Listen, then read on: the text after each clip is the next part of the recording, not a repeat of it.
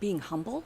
I'm very humbled by the students here at EGS. The people who are attracted here are very invested in bringing the work back to their own lived circumstances. And many of the students are coming from all over the world, places that I've never been to, that people who live in the United States and don't travel so much don't have an opportunity to see except through the media's filter.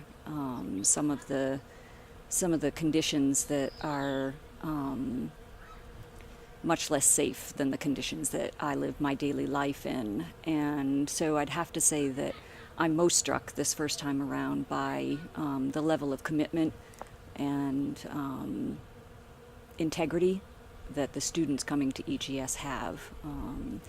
And then how the school, how the teachers, how this space ends up holding the students in all of their levels of commitment and eagerness, and in some ways trepidation, because they're not quite sure what is going to unfold for them. The way that they are held, I think, creates such an opening for them to be able to go back to their places that they love, their communities and their cultures, and try to create positive change, and introduce opportunities for healing and for transformation. And I think that any institution that can accomplish that in such a concentrated period of time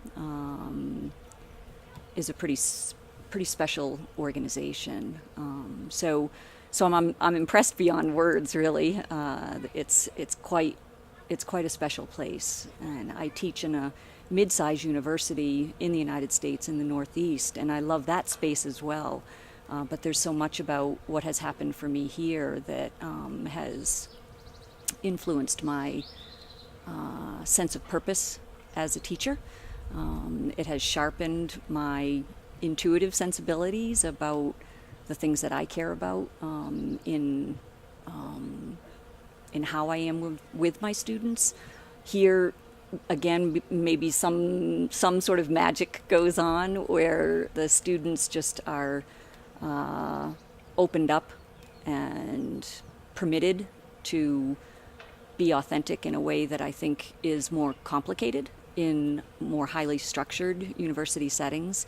And it has really,